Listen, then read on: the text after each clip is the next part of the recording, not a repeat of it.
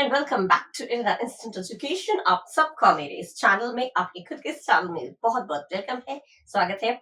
और इस वीडियो में मैं आप लोगों के साथ शेयर करने वाली हूँ कुछ बहुत इंपॉर्टेंट लिटरेरी डिवाइसेस जो कि बहुत ही बेनिफिशियल है, बहुत ही इंपॉर्टेंट है। ये आपके 9th 10th 11th 12th के जो बच्चे हैं उनके लिए भी इम्पोर्टेंट है। लिटरेचर में जो मल्टीपल चॉइस क्वेश्चंस आते हैं, एमसीक्यू आते हैं, उसमें जो पोएम या जो भी पोएम है उससे रिलेटेड कुछ भी लिटरेरी डिवाइसेस या पोएटिक डिवाइस पूछा जाता है या फिगर ऑफ स्पीच बोल के पूछा जाएगा। तो ये चीजें और ये स्टेनो में या जो कॉम्पिटिटिव एग्जाम्स के लिए जो लोग प्रिपेयर कर रहे हैं उनके लिए भी पहले भी मैं वीडियो ऐसे बना चुकी हूँ जिसमें कॉम्पिटिटिव एग्जाम्स वालों के लिए ऐसे कुछ लाइन दे देते हैं और जिसमें वो फिगर ऑफ स्पीच या पोएटिक डिवाइस जो भी है या फिगर ऑफ स्पीच उस पर्टिकुलर लाइन में क्या है उसको चूज करना पड़ता है।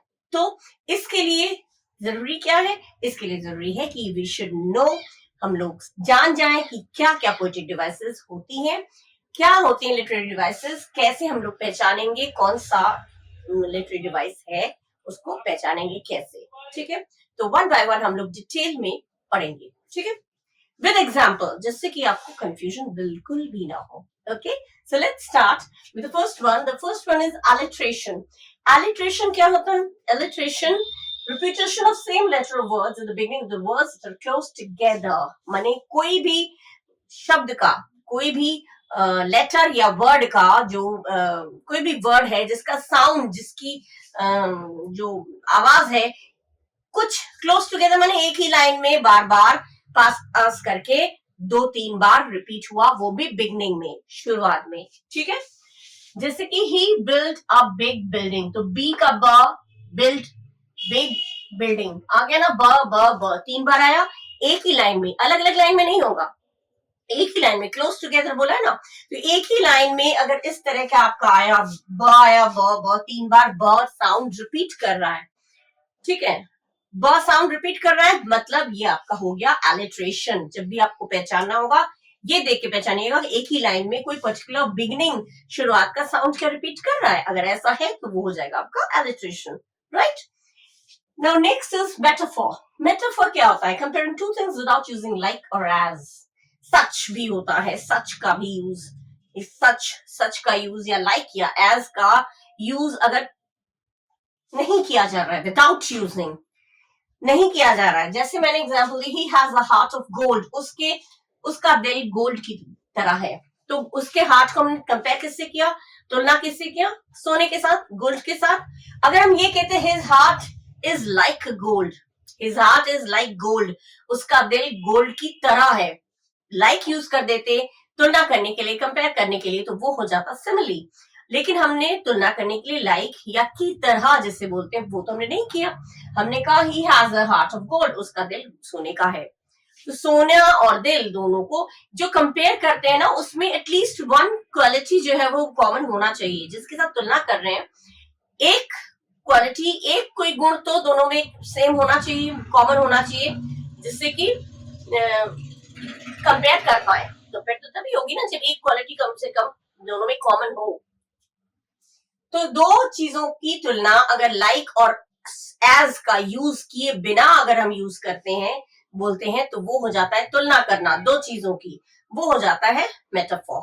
ठीक है, और सिमिली क्या होता है? सिमिली भी ठीक उस तरह से, बस थोड़ा सा डिफरेंस है इसमें। सो और लाइक, एज, सो, लाइक, ये सारे वर्ड्स तुलना करने के लिए यूज होते हैं। जैसे आई लाइक यू बोल दिया तो वो नहीं होगा, उसमें लाइक वर्ड जो वो वर्ब हो गया। आई लाइक यू, तो लाइक करके हम किसी से तुलना थोड़ी कर रहे हैं। You are just like your brother, तुम बिल्कुल अपने भाई की तरह हो, तो ये लाइक करके हमने तुलना किया। जैसे her smile was as bright as the sun, उसकी स्माइल उतनी ब्राइट थी जितनी की सन, तो सूरज की तरह चमकीला। तो ये मतलब है यहाँ पे एज का यूज कर दिया और तुलना किया, क्या उसके स्माइल को हमने सन के साथ तुलना किया, तो ये हो गया हमारा सिमिली। इसमें भी हमने कंपेयर किया और दो एज शब्द का यूज किया। ठीक है, जैसे यहाँ पे अगर हम कहते हैं, हमने पहले बोला ही his heart is like gold, like gold कह देते तो हो जाता सिमिली, लेकिन उसका लाइक का यूज नहीं किया, लेकिन गोल्ड के साथ तुलना तो किया है, तो ये हो गया मेटाफोर। और यहाँ पे अगर ये smile was as bright as आया, सो आया, लाइक आया, सच आया, ये सारे वर्ड्स तुलना करने के लिए अगर आते हैं तो ध्यान रखिएगा वो सिमिली होता है। ठीक है, सन भी बहुत ब्राइट होता है और उसका स्माइल भी ब्राइट है, एक क्वालिटी मैच कर रहा है। ठीक है, तो ये हो गया आपका सिमिली, जिसमें दो चीजों की तुलना की है और सो एज लाइक शब्द का यूज भी किया है। ठीक है, अच्छा, जैसे हमने camel is the ship of desert कह दिया, तो camel is the ship of desert, ये हो गया आपका मेटाफोर। और camel is like the ship of desert, तो ये हो गया सिमिली। ठीक है, तुलना वही किया हमने, ये चीज है। नेक्स्ट है आपका personification. Personification giving human qualities to non human objects, to non human objects, जो नॉन ह्यूमन है, जो इंसान नहीं है, उनको इंसान वाले क्वालिटीज देना। ठीक है, कुछ जैसे experience is the best teacher, experience सबसे अच्छा टीचर है। टीचर क्या है? लिविंग थिंग है, और एक्सपीरियंस क्या है? नॉन ह्यूमन, ये तो नॉन ह्यूमन चीज है, नॉन लिविंग है। तो एक्सपीरियंस को हमने टीचर का के साथ तुलना करके हमने उसको लिविंग थिंग बना दिया। अनुभव सबसे अच्छा टीचर है, तो अनुभव कोई लिविंग थिंग थोड़ी है, अनुभव मतलब एक्सपीरियंस जिसकी बात हो रही है। ठीक है, वो उसको हमने लिविंग थिंग बना दिया। जैसे इसमें the wind whispered through the trees, whisper करना, फुसफुसाना, धीमी आवाज में बात करना, कहते हैं ना विस्पर्ड, विस्पर्ड समथिंग विस्पर्ड, उसने कुछ मेरे कान में फुसफुसाया। तो ये फुसफुसाने की क्वालिटी बेजान चीजों की होती है क्या? बेजान चीज फुसफुसाते हैं, धीमी आवाज में बात करते हैं? नहीं करते हैं। ये ह्यूमन क्वालिटी है, इंसान की क्वालिटी है। लेकिन हमने विंड जो कि नॉन ह्यूमन है, नॉन ह्यूमन ऑब्जेक्ट ही तो है, विंड कोई इंसान तो नहीं है, लेकिन विंड ने फुसफुसाया पेड़ों के बीच से, तो विंड ने, हवा ने फुसफुसाया, तो फुसफुसाया करके हमने हवा को क्या कर दिया? जानदार करके पेश कर दिया, प्रेजेंट कर दिया, लिविंग थिंग बना के उसको हमने प्रेजेंट कर दिया। यानी हो गया आपका, ये हो गया पर्सोनिफिकेशन। ठीक है, विंड को जानदार चीज बना के हमने फुसफुसाने की जो क्वालिटी है, वो ह्यूमन क्वालिटी है, उसको हमने विंड के साथ, विंड जो कि नॉन ह्यूमन है, उसका हमने रिलेट कर दिया। तो ये हो गया हमारा पर्सोनिफिकेशन। ठीक है, ये होगा death lays his icy hands, ये डेथ लेज डे, हवा, डेथ मौत, ये वाला भी बहुत आता है। डेथ ले, ये कंपटीशन में मैं पढ़ा चुकी हूँ, पिछले वीडियो में मैं पढ़ा चुकी हूँ। Death lays his icy hands, death का कोई हाथ थोड़ी होता है, लेकिन हमने लेज हिज आइसी हैंड्स करके हमने डेथ को जानदार करके पेश कर दिया। ठीक है, हंसी उस बहुत बोलते हैं, हंसी उसके होठों पे बैठी है, नाक उसके गुस्से पे बैठा, वो गुस्सा उसके नाक पे बैठा है। तो बैठने की जो क्वालिटी है वो तो ह्यूमन क्वालिटी होती है, लेकिन हमने गुस्सा को कह दिया बैठा है, तो गुस्सा तो नॉन ह्यूमन चीज है, उसको हमने कह दिया बैठा है, तो ये क्या कर दिया हमने? लिविंग थिंग करके बता दिया। ठीक है, पेश कर दिया, तो वो हो जाता है पर्सनिफिकेशन। ठीक है, अब नेक्स्ट है आपका हाइपरबल। हाइपरबल माने बढ़ा चढ़ा कर बोलना, बढ़ा चढ़ा कर बोलना। कितने तुम खंबे की तरह लंबे हो, खंबा as tall as a tower, तो टावर तो बहुत बड़ा होता है, उतना लंबा कोई होता है क्या? तो ये चीज है बढ़ा चढ़ा के बोलना। मैंने तुम्हें हजारों बार बोला है, हजारों बार कोई बोलता है? नहीं बोलता। तो किसी भी चीज को वो बाल्टी भर रोई, मैंने उसके आंसुओं से समुंदर भर गया, तो ये दिस इज जस्ट इम्पॉसिबल, ये असंभव चीज है। लेकिन किसी चीज को और ज्यादा गहराई से बोलने के लिए हम बढ़ा चढ़ा कर बोलते हैं। ठीक है, तो हाइपरबल वही होता है, एक्सैग्रेशन फॉर एम्फेसिस और इफेक्ट, एक्सैग्रेट करके बढ़ा कर बोलना किसी भी चीज को, एम्फेसिस बने जोर देकर। मतलब अगर हमने कहा कि वो बाल्टी भर रोई, मतलब इससे पता चल रहा है वो बहुत रोई, तो ये क्या दे रहा है? वो दे रहा है जो एम्फेसिस, मतलब एक जोर देकर बात ये की जा रही है कि वो बहुत रोई। तो एक्सैग्रेशन फॉर एम्फेसिस और इफेक्ट। ठीक है, I have told you a million times, I have told you a million times, मैंने मिलियन बार तुम्हें बोला है, मैंने हजारों बार, लाखों बार तुम्हें बोला है। लेकिन एक्चुअली क्या लाखों बार कोई बोलता है? नहीं बोलता है। तो ये हो गया इस तरह की चीज जो बढ़ा चढ़ा कर बोलते हैं, उसको कहते हैं हाइपरबल। ठीक है, जैसे मैंने बोला खंबे, as tall as a tower, इतने लंबे हो जितना कि खंबे की तरह, खंबा बहुत लंबा होता है।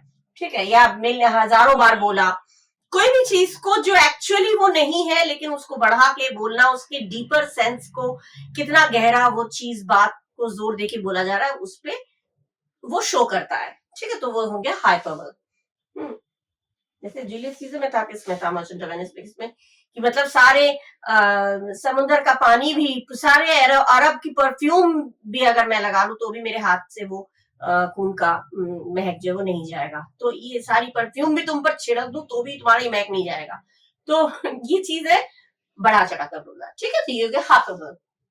Next is imagery. Imagery means descriptive language appealing to the senses, मैंने ऐसा लैंग्वेज डिस्क्राइब करके बोलना जो हमारे सेंसेस को, जो हमारे सेंसेस क्या है, हमारे 5 सेंस है ना, सेंस ऑर्गन्स, आंख, नाक, कान, जो स्किन, जो फील करते हैं जिनसे चीज को, तो सेंस, इंद्रियां, ज्ञान इंद्रियां बोलते हैं, उन पर जब वो काम करे तो वो हो जाता है हमारा इमेजरी। इमेजरी से ही पता चल रहा है इमेजिन करना, कल्पना करना, ऐसा होगा, ऐसा होगा। तो कल्पना करना माने आंखों के सामने वो चीज नहीं है लेकिन उसको हम कल्पना कर रहे हैं, तो इमेजिन कर रहे हैं, तो वो हो जाता है इमेजरी, ठीक है।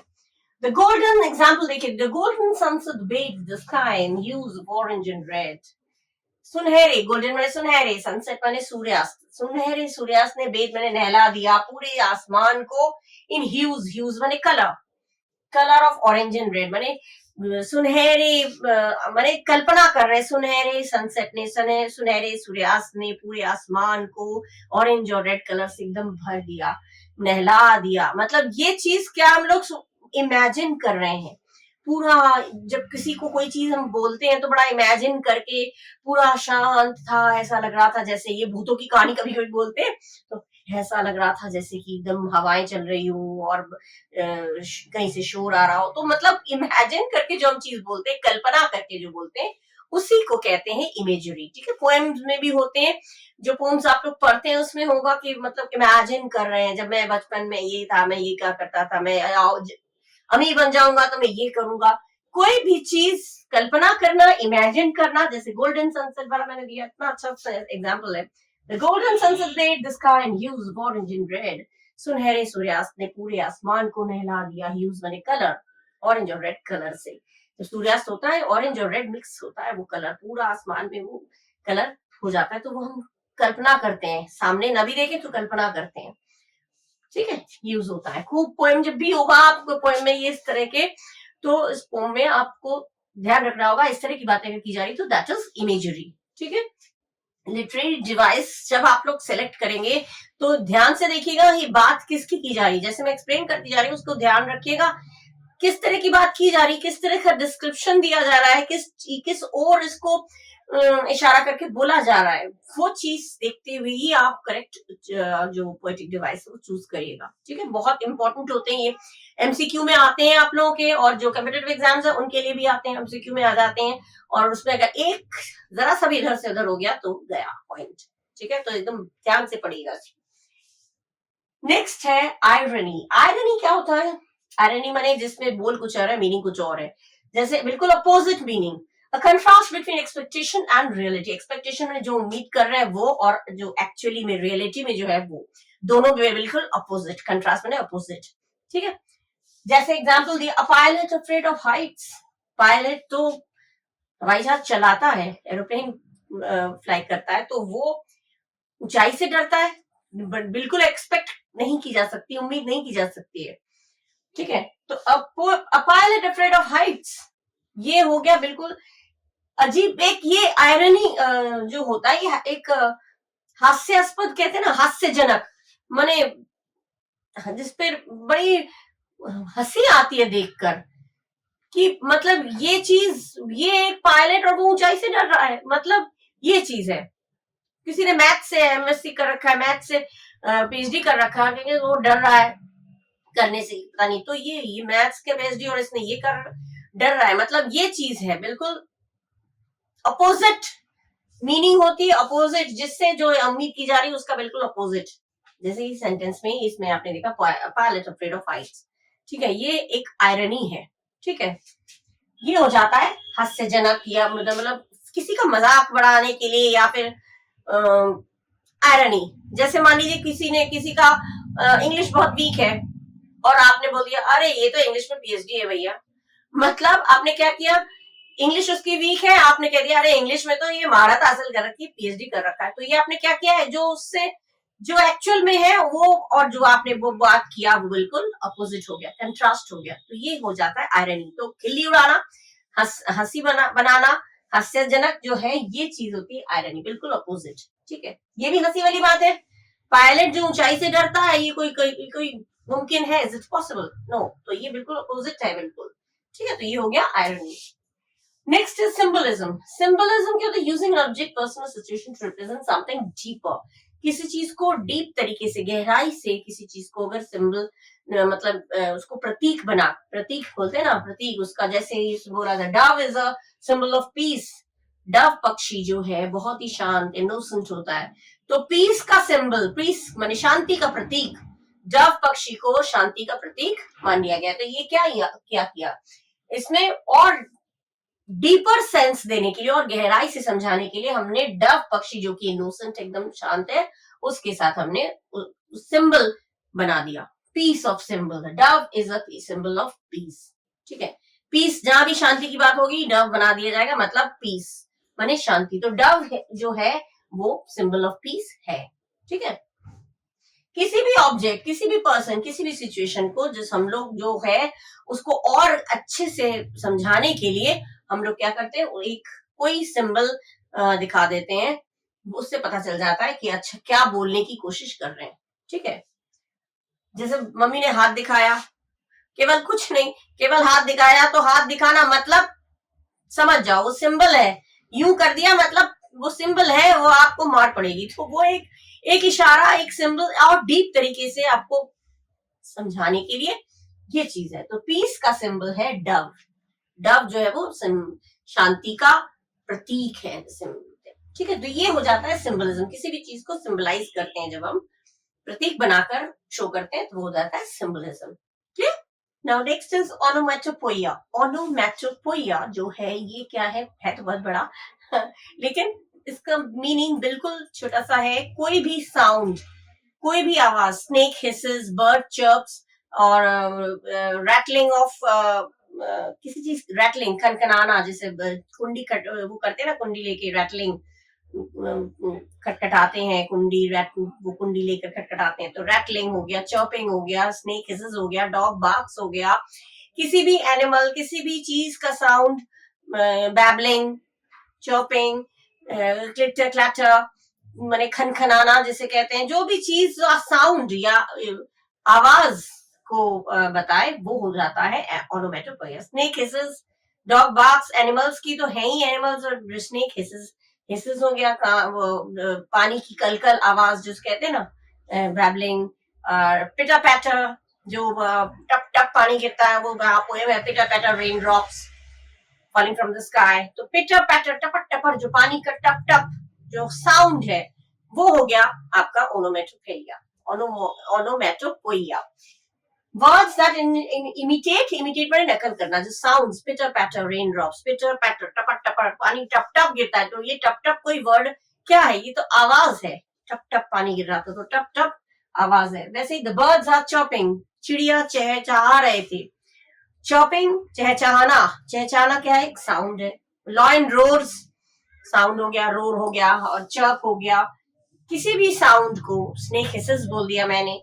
ठीक है, तो ये पेबल, बेबल, ममरिंग, जो भी चीजें हैं जो साउंड, जो आवाज बताए, वो हो जाता है। हिंदी में बता दे रही, इंग्लिश में बता दे, पानी का कलकल, बारिश की टप टप, ये चीजें हैं। ये जो आवाज को रेफर करता है, बताता है, उससे कहते हैं, उस फिगर ऑफ स्पीच को कहते हैं ओनोमेटोपोइया। ठीक है, The words that imitate sounds like the birds are chirping. चिड़िया चहचहा रही है, तो चहचहाना एक ची ची करके चहचहाते हैं, तो वो पर्टिकुलर साउंड को हम, अगर ऐसा पोएम में आए, ऐसी पोएम क्यूरियस लाइन में अगर आपको पूछा गया किसी भी पोम की, या फिर कैसे भी कोई लाइन, पर्टिकुलर एक लाइन दे दिया जाएगा और पूछा जाएगा कि कौन सा फिगर स्पीच है, तो यू कैन इजिली से साउंड को देखते हुए आप कह सकते हैं दिस इज ओनोमेटोपोइया। ठीक है, कैसे पता करेंगे ओनोमेटोपोइया क्या है? बता दिया।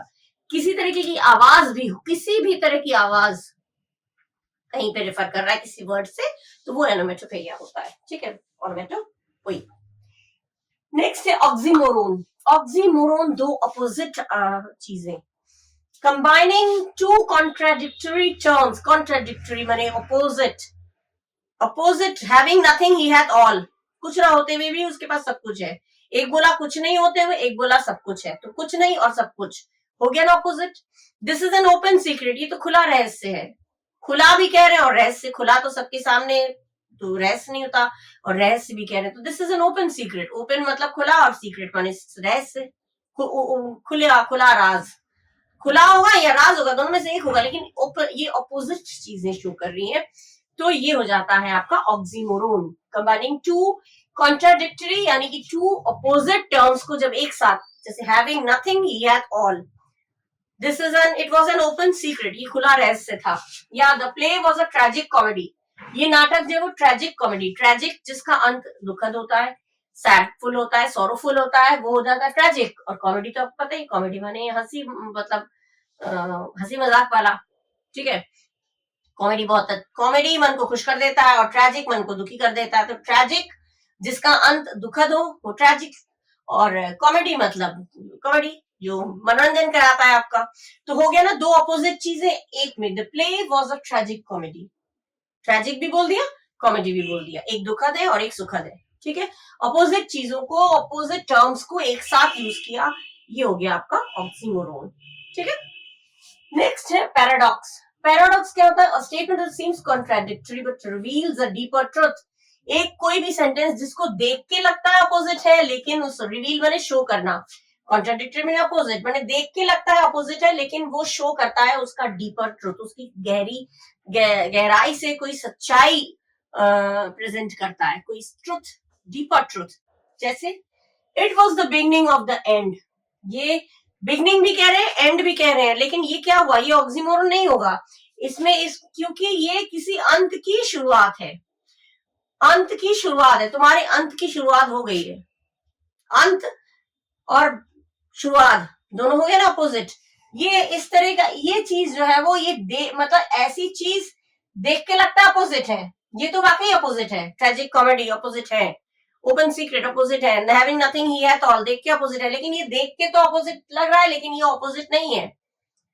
ये हम किसी सच्चाई, तुम्हारे अंत की शुरुआत हो गई है, तो अंत की शुरुआत, ये क्या, एक गहरी सच्चाई किसी को बोलना, तुम्हारे अंत की शुरुआत हो गई है, ठीक है, माने इतना इतना ऊंचा उठ गए कि अब तुम्हारा पतन निश्चित है, मतलब वो चीज है, बहुत ज्यादा, इतनी ज्यादा भूख लगी थी कि कुछ खा ही नहीं पाया, ये चीजें क्या है, मतलब अपोजिट चीजें शो कर रही है, लेकिन वो पैराडॉक्स हो गया, देख के लगता है अपोजिट है, लेकिन ये अपोजिट नहीं है, मतलब ये शो कर रहा है कि कितनी गहराई, डीपर ट्रुथ, एक गहरी सच्चाई शो करता है, ठीक है, मीनिंग पता चल जाता है, it was the beginning of the end, ये तो उसके, ये अंत की शुरुआत थी, माने यहीं से उसका अंत शुरू हो गया, अब तो अंत की शुरुआत हो गया ना अपोजिट, कॉन्ट्राडिक्टरी देख के लगते, लेकिन वाकई अंत और शुरुआत नहीं है, अंत की शुरुआत है, ये सच्चाई है, अंत की शुरुआत है, ये सच्चाई बताई जा रही है,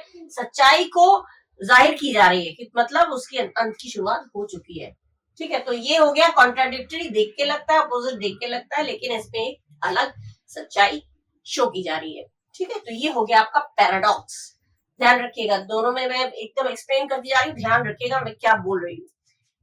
नेक्स्ट है एल्यूजन, एल्यूजन क्या होता है, an indirect reference to a well known person, event और टेक्स्ट, किसी भी इनडायरेक्ट रेफरेंस, इनडायरेक्ट तरीके से किसी भी चीज को रेफर करते हुए, चाहे किसी पर्टिकुलर पर्सन के साथ हो, किसी इंसान के साथ हो, किसी घटना के साथ हो, या किसी लिखी हुई चीज, टेक्स्ट किताब के साथ हो, लिखी हुई चीज के साथ हो, जब हम रेफर करते हैं, जैसे तुम्हारा घर तो एकदम स्वर्ग जैसा सुंदर है, क्या किया हमने, घर को स्वर्ग के साथ रेफर किया, रेफरेंस दिया हमने, इनडायरेक्ट तरीके से हमने तुम्हारे घर को स्वर्ग जैसा, तुम्हारा घर एकदम स्वर्ग जैसा सुंदर है, तो स्वर्ग है, तुम्हारा घर तो स्वर्ग है, मतलब स्वर्ग जैसा सुंदर है या स्वर्ग है, ये क्या किया हमने, किसी पर्टिकुलर प्लेस का तुलना नहीं किया, तुम्हारा घर स्वर्ग है, माने तुम्हारे घर को रेफर किया हमने, घर को इतना अच्छा लगा कि हमने रेफरेंस किसका दे दिया, स्वर्ग का, ठीक है, वैसे ही this place is like the garden of Eden, Eden तो पता ही, एडन एंड ईव गॉड को, ये बिब्लिकल है, ये बाइबल में जब एडम और ईव को जब डिसोबे किया था गॉड को, तो उन लोगों को निकाल दिया गया था, और वहां पे इसी गार्डन ऑफ ईडन में ही वो लोग रह रहे थे। तो पता होगा ये तो स्टोरी। तो तो ये जगह बिल्कुल गार्डन ऑफ एडन की तरह है, ठीक है, गार्डन एडन की गार्डन की तरह है, जहाँ पे एडन और ईव रहते थे। गार्डन ऑफ एडन, तुम्हारा घर स्वर्ग की तरह है। मतलब किसी पर्टिकुलर उसकी कविताएं, जो उसकी जो पोएम्स है, वो बिल्कुल रविन्द्रनाथ टैगोर जी की जैसी है। मतलब किसी चीज को इतना जोर डाल के बोलना, किसी को रेफर करते हुए, ठीक है। उसका गुस्सा बिल्कुल उनकी तरह है। किसी फ्रीडम फाइटर का नाम दे दिया, मतलब ये किसी पर्सन, किसी प्लेस को रेफर करते हुए, उसका रिलेशन देते हुए, उसका रेफर करते हुए हम उसी चीज को अगर बोलते हैं, इनडायरेक्ट तरीके से रेफर कर रहे हैं, तो ये हो जाता है एल्यूजन, ठीक है। एल्यूजन होता है ये, जैसे प्लेस को किया, गार्डन ऑफ एडन प्लेस को हो गया। तुम बिल्कुल पोएम एकदम उनकी तरह लिखती हो, या तुम्हारा प्ले जो है बिल्कुल शेक्सपियर की तरह, जो ड्रामा है बिल्कुल शेक्सपियर की तरह। किसी के साथ जब तुलना नहीं, किसी के साथ रेफर करके हम रेफरेंस देके जब बात करते हैं, तो हो जाता है एल्यूजन, ठीक है। Okay, now the next one is allegory. Allegory हमें क्या बताता है? Allegory, a work that conveys a hidden or symbolic meaning in addition to literal content. मतलब एलिगरी वो चीज होती है जिसमें पर्टिकुलर पोम में या फिर स्टोरी में जो भी चीज, जो कंटेंट है, माने जो उसमें जो whatever the story there is, जो भी स्टोरी है उसके बारे में तो बताता ही है, वो आपको एंटरटेनमेंट देता है, but at the same time उस स्टोरी के पीछे या पर्टिकुलर पोएम के पीछे एक हिडन मीनिंग होती है, एक मॉरल लेसन होता है, एक सीख होती है, जिसको पढ़ने के बाद हमें पता चलता है, अच्छा इसका, इस पर्टिकुलर स्टोरी या पोएम का पूरा मतलब है, एक सीख दिया जा रहा है, एक लेसन, एक पाठ पढ़ाया जा रहा है, कुछ बताना चाह रहा है, एक मैसेज मिलता है, और लेकिन वो छुपा रहता है, उस स्टोरी के थ्रू हम लोग जान जाते हैं। तो उसको कहते हैं, ऐसा अगर है तो उसको कहते हैं जिसमें मॉरल लेसन, कोई सीख मिलती है उसमें, वो समझ लीजिएगा वो एलिगरी है। तो जैसे कहते hare and the tortoise, hare and the tortoise, जो खरगोश और कछुए वाली जो कहानी आप लोग सब जानते हैं। खरगोश और कछुए वाली कहानी में क्या है, खरगोश बहुत तेज तेज भाग जाता है और भाग के एकदम सोचता मैं तो जीत गया, और वो एक जगह रेस्ट करने लगता है, और कछुआ क्या है, धीरे धीरे धीरे धीरे धीरे धीरे चलता रहता है, और वो विन कर जाता है, वो जीत जाता है। तो इससे हमें क्या सीख मिलती है? एक तो ये स्टोरी है, हेयर एंड द टॉर्टॉइस का स्टोरी जो है वो हमें मनोरंजन तो दे रहा है, उससे हमें अच्छा लग रहा है, हमारा टाइम पास हो रहा है, लेकिन इसमें मीनिंग क्या छिपा है? इसमें मीनिंग जो हेयर है, इसमें ये मीनिंग होता है कि हमें धीरे धीरे काम करें, लेकिन लगातार करते रहना चाहिए। ऐसा नहीं बहुत सारा काम एक साथ जल्दी में कर दिया और फिर रुक गए, वो नहीं होना चाहिए। आप लोग जो पढ़ाई करते हैं ना, आप लोग थोड़ा पढ़िए, लेकिन डेली पढ़िए, थोड़ा थोड़ा थोड़ा थोड़ा डेली पढ़िए, नहीं बहुत सारा एक साथ पढ़ लिया, थक गए एकदम पढ़ के, उसके बाद 4-5 दिन का रेस्ट कर लिया, ये नहीं करिएगा। ये सीख दे रहे हैं कि मैंने ऐसा नहीं कि जल्दीबाजी में कर लिया। तो ये इसमें जो हेयर है, जो खरगोश है, उस वो क्या रिप्रेजेंट कर रहा है? The hare represent impatience and immaturity. Hare जो है, खरगोश जो है, वो इम्पेशंस है, अधीर है, बिल्कुल उसमें धीरज नहीं है, उसमें सहन शक्ति नहीं है, ठीक है। ये रिप्रेजेंट कर रहा है, क्या बताया जा रहा है स्टोरी में, वो बता रही हूँ, इससे कि आपको पता चले कि कैसे हमें पता चलेगा, ठीक है। उसकी जो हरकतें थी, हेयर की, खरगोश की जो हरकतें थी, उससे पता चलता था उसमें बिल्कुल धीरज नहीं है, इम्पेशंस है, ठीक है, इमेच्योरिटी है, उसमें परिपक्वता जैसे कहते हैं, एक मैच्योरिटी होती है इंसान में, जो इंसान को बड़ा बनाता है, वो सोचने समझने की शक्ति उसमें नहीं थी। और while the tortoise represents patience and endurance, endurance माने टॉलरेट करना, पेशेंस माने धीरज बनाए रखना, और tortoise जो था, कछुआ जो था, उसमें क्या था, बड़ा धीरज था, बड़ा पेशेंस था, बहुत बर्दाश्त करने की, धीरे धीरे वो पीछे हो गया था, लेकिन धीरे धीरे वो चलता गया, उसने हिम्मत नहीं हारी, और वो एट लास्ट जीत गया। तो यही सीख हमें अपने लाइफ में भी मिलती है, धीरे धीरे करें, लेकिन लगातार करें, बिल्कुल ओवर कॉन्फिडेंट नहीं होना चाहिए, ठीक है। लेसन क्या मिला? A slow and steady approach is better than a hasty and overconfident one. माने धीरे धीरे हम लोग चले, वो ज्यादा अच्छा है, बजाय कि हम लोग जल्दी जल्दी करके ओवर कॉन्फिडेंस में, एकदम जरूरत से ज्यादा कॉन्फिडेंस हो जाता है कि हम तो कर ही लेंगे। ओवर कॉन्फिडेंट ना होके हेस्टी माने जल्दीबाजी में काम न करके धीरे धीरे हम अगर किसी काम को करें तो वो अच्छा होता है, उसका रिजल्ट बेटर होता है। आप लोग जो वीडियो देखते हैं तो जल्दी जल्दी 2 के स्पीड में एकदम डबल स्पीड में करके देख लेते हैं, उससे क्या होता है जल्दी जल्दी सीखते हैं, उसमें कुछ ना कुछ तो निकल जाता है, पूरा टोटल आप लोग समझ में थोड़ी आता है। लेकिन हाँ, अगर धीरे धीरे आप पढ़ें, उसको ऑब्जर्व करें, बात को क्या बोली जा रही है, क्या बोला जा रहा है, क्या सिखाया जा रहा है, तो वो आपके लिए बेटर ज्यादा होगा, वो याद रहेगा आपको ज्यादा देर तक। ये चीज सीख, तो कोई भी चीज में सीख दी जाती है तो वो हो जाता है एलिगरी। ठीक है, एलिगरी भी बहुत तरीके के होते हैं, लेकिन वो डिटेल में हम नहीं जाएंगे। एलिगरी बहुत तरीके के होते हैं, तो 3 तरीके के एलिगरी होते हैं, लेकिन वो एलिगरी डिटेल में बनने की कोई जरूरत नहीं है। ठीक है, नंबर नेक्स्ट है एसोनेंस। एसोनेंस क्या होता है? Repetition of vowel sounds with in words. Assonance कोई वॉवल साउंड, वॉवल क्या होता है? स्वर, आप लोग हिंदी में कहते हैं स्वर या vowel, A E I O you. ठीक है, स्वर हो गया छोटा बड़ा छोटी बड़ी, और व्यंजन क्या होता है या कॉन्सोनेंट क्या होता है? जिस जो ए ई आई ओ यू को छोड़ के जितने भी हैं वो कॉन्सोनेंट है। ठीक है, क ख ग घ ये आपके व्यंजन होते हैं। तो रिपीटेशन, किसकी रिपीटेशन? रिपीटेशन माने बार बार दोहराया जा रहा। अगर कोई vowel sound A E I O U में से कोई एक साउंड अगर बार बार वर्ड्स के अंदर अगर रिपीट हो रहा है, शब्दों के अंदर अगर वो वर्ड कोई वॉवल साउंड रिपीट हो रहा है, तो वो आपका हो जाता है assonance. For example, the rain in Spain stays mainly in the plain. हो गया ए, देखिए मैंने डैश कर दिया इसलिए A. Rain Spain stays mainly plain, A कहाँ है? वर्ड्स के बीच में, और ए क्या है? वॉवल है। ठीक है, इस तरह अगर कभी भी किसी एक पर्टिकुलर लाइन में रिपीट होगा कोई भी vowel, A E I O U में से कोई भी वॉवल इस तरह से अगर रिपीट हो रहा है, तो वो वॉवल साउंड रिपीट हो रहा है, तो एसोनेंस। ठीक है, ये ध्यान रखिएगा, ये मैंने एग्जांपल इसलिए दिया। नेक्स्ट है कॉन्सोनेंस, थोड़ा सा डिफरेंस है। कॉन्फिडेंस का repetition of consonant sounds often at the end of the words. इसमें भी कॉन्सोनेंट साउंड्स माने व्यंजन, जो क ख ग घ या ए ई आई ओ यू को छोड़ के जितने भी वर्ड्स जो लेटर्स हैं वो सब कॉन्सोनेंट्स है।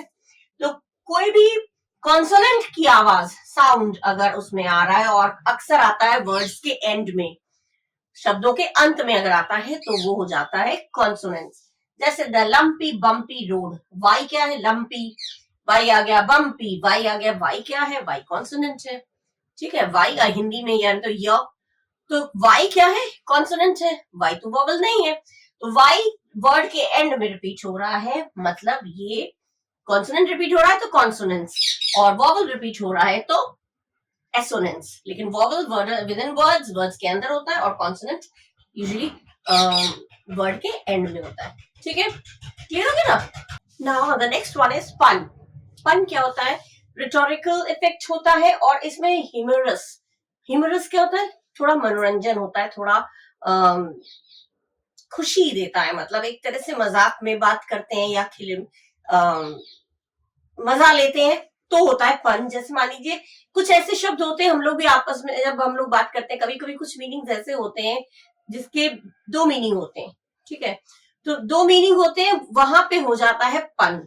ठीक है, जैसे मैंने लिख दिया इसमें, it is a play on words for humorous effect with more than 1 meaning. ठीक है, ह्यूमरस इफेक्ट मतलब एक मनोरंजन, एक मैंने जो रीडर्स हैं उनको उनका मनोरंजन करने के लिए, उनका माइंड फ्रेश करने के लिए या हल्का करने के लिए कुछ ऐसे वर्ड्स होते हैं जो बीच बीच में राइटर्स लोग या पोएट लोग जो है वो दे देते हैं, जिससे कि थोड़ा सा माइंड हल्का हो जाए। और पर्टिकुलर वर्ड्स जो होते हैं उसमें मीनिंग, एक से ज्यादा मीनिंग होता है, डबल मीनिंग होते हैं। ठीक है, कुछ चीजें जैसी है टायर, टायर साइकिल का टायर, तो और टायर्ड माने थका होना, तो ऐसे वो उस वर्ड को प्लेस करते हैं जिससे लगता है कि इसका तो डबल मीनिंग है। The cycle of the tyre can not stand by itself.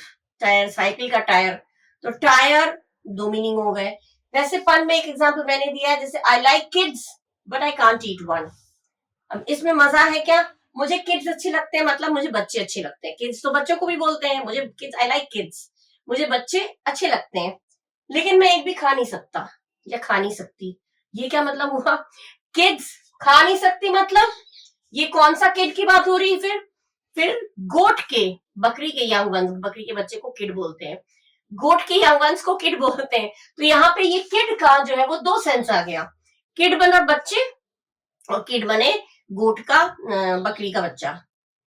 Normally हम अपने हम लोग बच्चों को कहते हैं किड्स।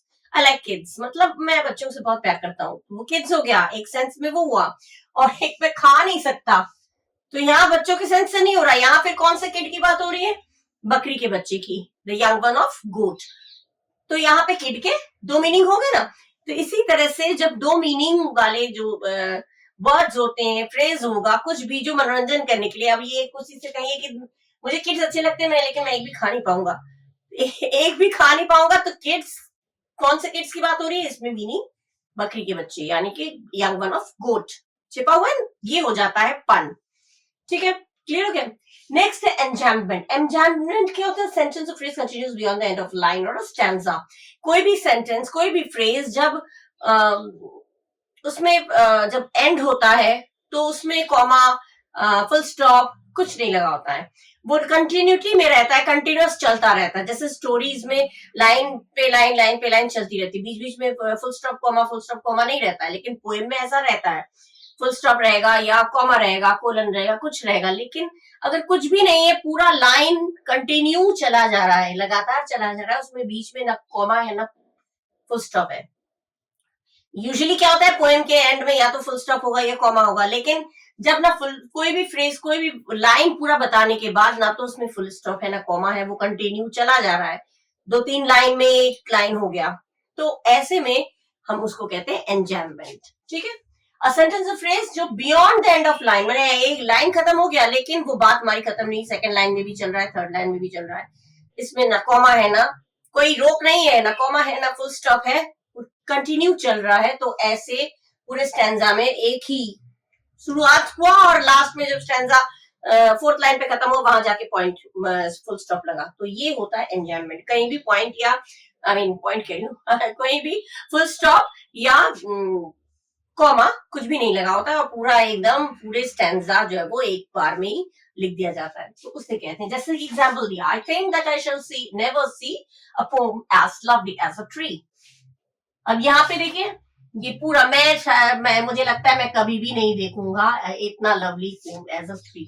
अब ये क्या है, यहाँ पे ना तो कॉमा है, यूजुअली कॉमा होता है, कॉमा नहीं है, फुल स्टॉप भी नहीं है, तो ये जो है ये पूरा एक लाइन, यहां से यहाँ एक लाइन कर दिया इन्होंने। ठीक है, तो ये जब कोई कॉमा या फुल स्टॉप नहीं है, तो इस तरह की जो फिगर ऑफ स्पीच इस तरह का अगर आए फ्रेज या सेंटेंस, तो वहां पे फिगर ऑफ स्पीच होगा एंजाम्पमेंट। पोएटिक डिवाइस होगा एंजाम्पमेंट, पोएटिक डिवाइस का ही पार्ट है फिगर ऑफ स्पीच, तो ये पोएटिक डिवाइस आपका होगा एंजाम्पमेंट। ठीक है, कैसे होता है देख लीजिएगा, कभी भी अगर दिया जाए आपके पोएम के लाइंस तो ध्यान रखिएगा उसमें क्या कॉमा या फुल स्टॉप है एंड में, सेंटेंस के एंड में अगर फुल स्टॉप या कॉमा है तो वो फिर एंजाम्पमेंट नहीं है, नहीं, और अगर फुल स्टॉप या कॉमा नहीं है तो वो एंजाम्पमेंट है। दो लाइन के बाद, तीन लाइन के बाद फिर फुल स्टॉप आया तो वो एंजाम्पमेंट है। नेक्स्ट है एंटीथेसिस। एंटी वर्ड से पता चल रहा है, एंटी माने अपोजिट, तुम बिल्कुल मेरी एंटी हो, एंटी माने अपोजिट, तो contrasting ideas expressed in a parallel structure. एक ही स्ट्रक्चर में, एक ही लाइन में जब दो अपोजिट आइडिया, एकदम अपोजिट वर्ड्स या फ्रेज यूज होता है, एकदम अपोजिट, एकदम विरोधी, विरोधाभास हिंदी में बोलते हैं, तो एंटीथेसिस उसको ही बोलते हैं।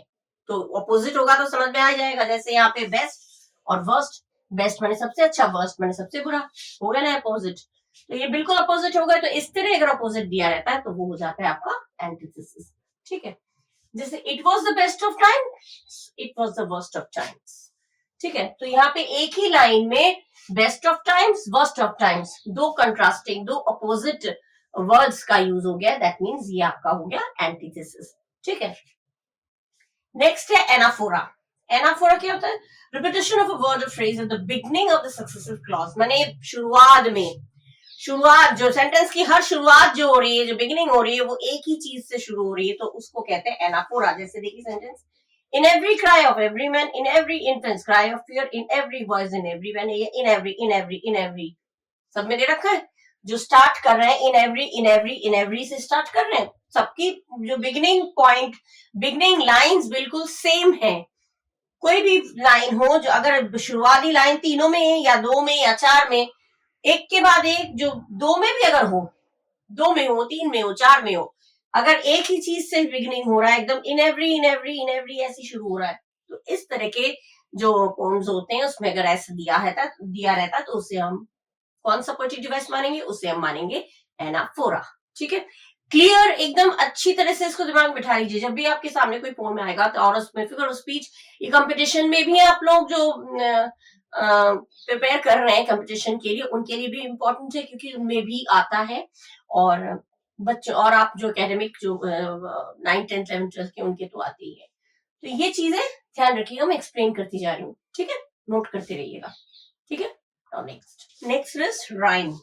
राइम क्या होता है? बहुत इजी है। राइमिंग स्कीम, राइमिंग वर्ड्स पूछे जाते हैं। ठीक है, rhyme repetition of syllable sounds in the final syllable.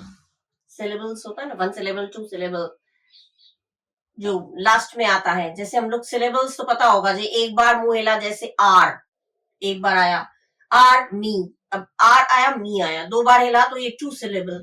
ठीक है, इस तरह के जो syllables होते हैं। ठीक है, आर हो गया, R A R E R, तो आर एक बार मुंह खुला, आर मी तो एक बार, 2 बार आर मी, 2 साउंड आया तो 2 syllable। ठीक है, एग्जामिनेशन तो एक्सामिनेशन, इतनी बार, कितने सारे syllables हैं? एग्जामिनेशन, तो ये syllables होते हैं। ठीक है, तो जो भी फाइनल syllables बने, जो लास्ट में जो syllables है, लास्ट में जो आता है सेंटेंस के या लाइंस के, वो मैच होना चाहिए। वो अगर वो सुनने में सेम सिमिलर साउंड्स, एक जैसा सुनने में होना चाहिए। सिमिलर माने एक जैसा, साउंड माने आवाज, सुनने में एक जैसा होना चाहिए, तो वो हो जाता है राइम। ठीक है, जैसे एग्जांपल दिया, twinkle twinkle little star how I wonder what you are. अब स्टार और आर हो गया ना, सुनने में एक जैसा, सिमिलर साउंड के हो गए, तो स्टार और आर ये हो गया आपका सिमिलर साउंड, एक जैसा साउंड, तो ये हो गया आपका राइम। ठीक है, नेक्स्ट एपिस्ट्रॉफी। एपोस्ट्रॉफी तो आपने सुना होगा, एपिस्ट्रॉफी भी होता है। एपिस्ट्रॉफी आता कम है, लेकिन फिर भी मैं एक्सप्लेन कर दे रही हूँ। एपिस्ट्रॉफी के रिपीटेशन ऑफ वर्ड और phrase at the end of the successive lines और क्लॉजेस। कोई भी एक के बाद एक अगर लाइंस दी गई हैं और उसके एंड में एक ही वर्ड या एक ही फ्रेज क्या आता है? ग्रुप ऑफ वर्ड्स, शब्दों का ग्रुप ऑफ वर्ड्स, शब्दों का समूह। ठीक है, बहुत सारे शब्दों का समूह फ्रेज कहलाता है, ग्रुप ऑफ वर्ड्स फ्रेज कहलाता है। तो कोई भी ग्रुप ऑफ वर्ड्स या कोई पर्टिकुलर वर्ड अगर लास्ट में रिपीट हो रहा है बार बार, end of the successive lines और क्लॉज, एंड में रिपीट हो रहा है एक ही वर्ड या एक ही फ्रेज, तो उसको हम कहेंगे एपिस्ट्रॉफी। एपिस्ट्रॉफी, जैसे for the people, by the people, of the people. ठीक है, ये हो गया डेमोक्रेसी, तो ये हो गया of the, for the people, by the people, of the people, तो पीपल से एंड हुआ, तो ये सब में पीपल पीपल पीपल एंड हुआ एक ही वर्ड से, तो ये हो गया आपका एपिस्ट्रॉफी। एपिस्ट्रॉफी। नेक्स्ट है एपोस्ट्रॉफी। एपोस्ट्रॉफी क्या होता है? एपोस्ट्रॉफी होता है एड्रेसिंग एन एब्सेंट और इमेजिनरी पर्सन और ऑब्जेक्ट। कोई पर्टिकुलर चीज, कोई पर्टिकुलर ऑब्जेक्ट, इंसान, पर्सन, वो एब्सेंट है, वो सामने नहीं है, लेकिन उसको हम इमेजिन करते हुए, बेजान मतलब जो है ही नहीं, ए मौत, ए जिंदगी, ओ वर्ल्ड, ए दुनिया। अब ये दुनिया सामने थोड़ी है, दुनिया को देख थोड़ी रहे या मौत को देख थोड़ी रहे। तो ये चीजें जो हम इमेजिन कर लेते हैं और इमेजिन करके उसको हम एड्रेस करते हैं, उसको संकेत करके कुछ बोलते हैं, तो वो हो जाता है एपोस्ट्रॉफी। ठीक है, दोनों में कंफ्यूज मत होइएगा। एपिस्ट्रॉफी ये हो गया, एपोस्ट्रॉफी किसी एब्सेंट या इमेजिनरी, जो यहाँ जो उपस्थित नहीं है। अगर मौत का शेप साइज पूछा जाएगा तो नहीं है वो, कि कोई सामने थोड़ी रखा है, या वर्ल्ड, ओ वर्ल्ड है दुनिया, तो ओ दुनिया, दुनिया इतनी सी है जो सामने रखा है, दुनिया का शेप साइज तो पता नहीं चल रहा है, तो वो एब्सेंट, किसी भी एब्सेंट चीज को अगर इमेजिन करके, किसी पर्सन को, किसी भी चीज को अगर हम इमेजिन करके, कल्पना करके उसके साथ हम बात कर रहे हैं, उसको एड्रेस कर रहे हैं, उसकी ओर संकेत करके बात कर रहे हैं, तो वो हो जाता है आपका एपोस्ट्रॉफी। जैसे oh death where is thy sting. Thy माने योर, स्टिंग माने चुभ होने वाला जो होता है, डंक। ओ डेथ, ए मौत, कहाँ है तुम्हारा स्टिंग, कहाँ है तुम्हारा डंक। तो ओ डेथ, ये क्या किया?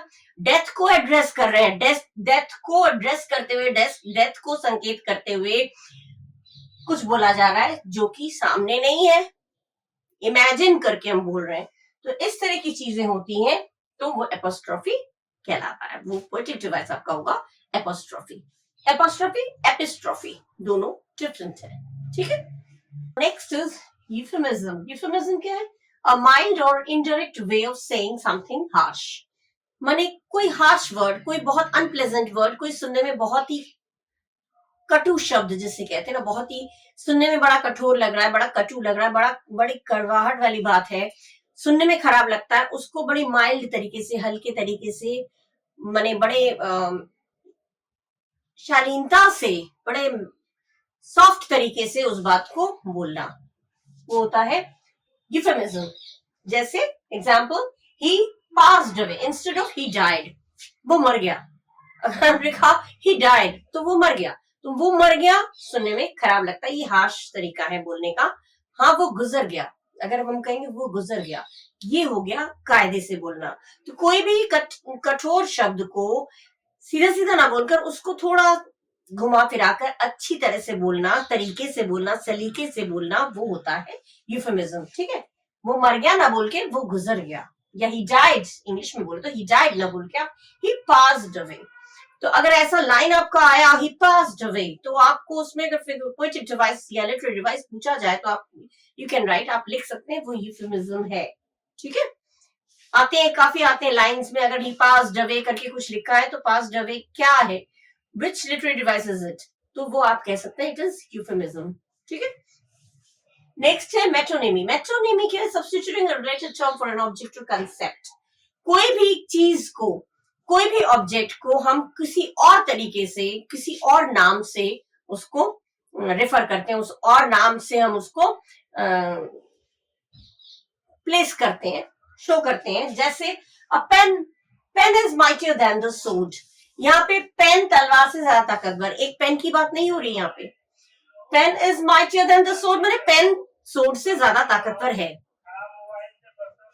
पेन मतलब यहाँ पे ऑथर, राइटर, लेखक से मतलब है, और सोर्ड बने is mightier than the sword. यहाँ पे पेन, पेन जो है इसका मतलब क्या, वो पेन सोर्ड से, पेन तलवार से ज्यादा ताकतवर है। पेन तो इतना छोटा सा है और तलवार बहुत बड़ा है, तो ये क्या मीनिंग हुआ?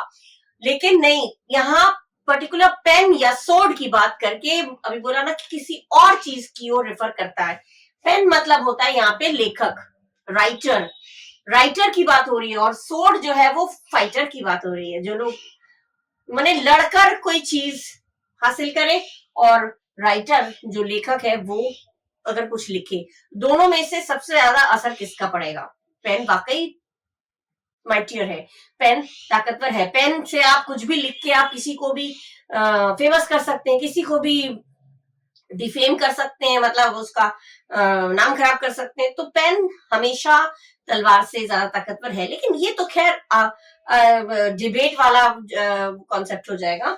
सोर्ड भी बहुत ताकतवर है क्योंकि टीपू सुल्तान और हैदर अली ये लोग तो सोर्ड के बल पे ही जाने जाते हैं, तो वो अलग बात है। लेकिन यहाँ पे ये बोला जा रहा है कि कोई भी ऑब्जेक्ट, कोई भी चीज को शो करने के लिए हम किसी और चीज का नाम लेते हैं। जैसे यहाँ पे पेन का या हमने बताया पेन वर्ड यूज किया है राइटर के लिए, और सोर्ड यूज किया है जो वॉर, जो लोग युद्ध लड़ते हैं उनके लिए, योद्धा के लिए। तो pen is mightier than the sword, ये हो गया आपका मेट्रोनिमी सॉरी मेट्रोनिमी हो गया ये आपका लिटरेरी डिवाइस, ठीक है। वाकई पेन की बात नहीं हो रही, किसी और चीज की बात हो रही है, ठीक है। और वाकई सोर्ड की बात नहीं हो रही, उन पर्टिकुलर जो योद्धा हैं, जो लड़ते हैं, वॉर करते हैं, उनकी बात हो रही है, ठीक है। Next is cacophony. Cacophony word से पता चल, words that are harsh and unpleasant. बहुत हार्श, बहुत ही मतलब सुनकर बहुत खराब लगता है, ऐसे अनप्लेजेंट साउंड जो होता है उसको कहते हैं। जैसे he is yelling in the crowd. Yelling माने चिल्लाना, चीखना, तुम भीड़ में चिल्ला रहा है। एक होता है चिल्लाना, एक होता है चीखना, चीखो मत, चीखना ये खराब साउंड। कोई कोई गाना गाता है तो एकदम एक पोएम है आप लोगों का, उसमें गाना गाता है तो ऐसा लगता है ही इज येलिंग, ऐसा लगता है गाना नहीं गा रहा है, शोर कर रहा है, एकदम चिल्ला रहा है, चीख रहा है। तो yelling, he is yelling in the crowd माने वो भीड़ में एकदम चीख रहा है, चिल्ला रहा है बुरी तरह से। तो येलिंग ये वर्ड हो गया कैकोफोनी, ठीक है। क्रैश ऑफ वेसल्स या यूटेंसिल्स में एकदम खन खन की आवाज, एकदम खड़खड़ की आवाज, ये जो इसके लिए जो हम पर्टिकुलर वर्ड की यूज करते हैं, वर्ड क्रैश ऑफ या क्लैश ऑफ टू व्हीकल्स, तो क्लैश, या ये तरीके जो है, ये जो हम लोग किसी डीपर मीनिंग को बताने के लिए, वो गा क्या रहा है, वो चीख रहा है, तो ये चीख रहा है मतलब कितना खराब वो गा रहा है, ये सेंस देता है, ठीक है। तो येलिंग, ये हो गया हार्श और अनप्लेजेंट साउंड, जब हम किसी के लिए कहते हैं तो वो होता है कैकोफोनी। क्या तुमने कड़कड़ की आवाज, तुम कड़कड़ कड़कड़ करके एकदम कान पे बोलते हो, कैकोफोनी, ठीक है। येलिंग, क्रैशिंग, क्लैटरिंग, ये जो जो आवाजें हैं जो अनप्लेजेंट लगती है, जो सुनने में अच्छा नहीं लगता है, वो जब यूज होता है किसी लाइन में, और उसमें अगर लिटरेरी डिवाइस आपको पूछा गया तो आप उसमें कह सकते हैं दिस इज कैकोफोनी, ठीक है, पोएटिक डिवाइस। नाउ सिनेक्टकी क्या होता है, इसका प्रोनाउंसिएशन जो सिनेक्टकी है। When a single part is used to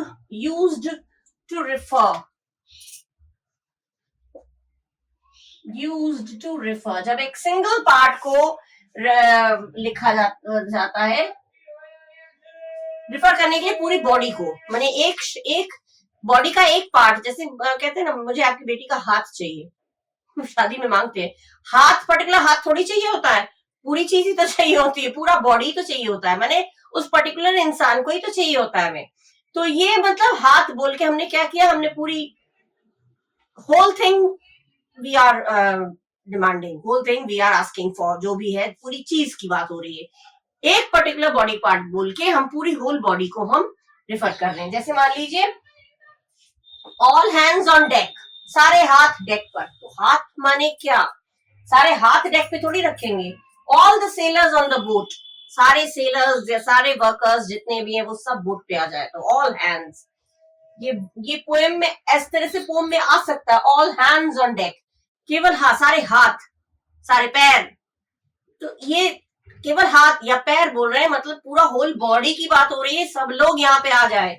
तो ऑल हैंड्स ऑन डेक का एक्चुअल मीनिंग क्या है, all the sailors on the boat, on a boat, नाव पे सब लोग आ जाए या शिप पे सब लोग आ जाए। तो ये ऑल हैंड्स करके, हैंड्स एक बॉडी पार्ट है, उसको बोल के हम पूरे सेलर्स, सब सेलर्स की, जो लोग सेल कर रहे हैं, जो लोग नाव में, उन सब की बातें हो रही है, ठीक है। जैसे मैंने अभी बोला हाथ मांगना, उसका हाथ मांग लो, हाथ मांगना मतलब केवल एक हाथ मांगना नहीं, वो एज अ होल पूरा ही चाहिए उसको अपने पास, तो वो चीज है। तो ये एक बॉडी पार्ट को बोल के पूरी बात को रेफर करना, पूरे होल बॉडी को रेफर करना, ये होता है आपका सिनेक्टकी, ठीक है, स्पेनिश वर्ड सिनेक्टकी। तो ये आता है लिटरेरी डिवाइस नहीं आता है, पोएम में आता है, पोएम होगा तो इसमें आएगा। और इस तरह के मैंने बहुत सारे बता दिए, जो है तो और बहुत सारे, और आयरनी में ड्रामेटिक आयरनी है, और एलिगरी में भी कई तरीके के हैं वो, और डिटेल में बहुत और भी हैं, लेकिन दोज आर नॉट इम्पोर्टेंट। इसीलिए जो मेन इम्पोर्टेंट है वो मैंने आपके साथ शेयर किया। आप लोगों को आई होप अच्छा लगा होगा, और अगर आप लोग देखते हैं और सब्सक्राइब नहीं किया है तो प्लीज, अच्छा लगे तो सब्सक्राइब जरूर करिएगा, लाइक करिएगा, शेयर करिएगा, खूब पढ़िएगा, और कमेंट करके बोलिएगा आप लोगों को कैसा लगा। कुछ और अगर ग्रामर पोर्शन में या लिटरेचर में कुछ आप लोगों को चाहिए तो वो कमेंट करके मुझे बताइएगा, मैं वीडियो बना के अपलोड कर दूंगी। तो आप लोगों को अच्छा लगा तो पढ़िएगा, लाइक करिएगा, शेयर करिएगा, and till the next video, bye bye, thank you.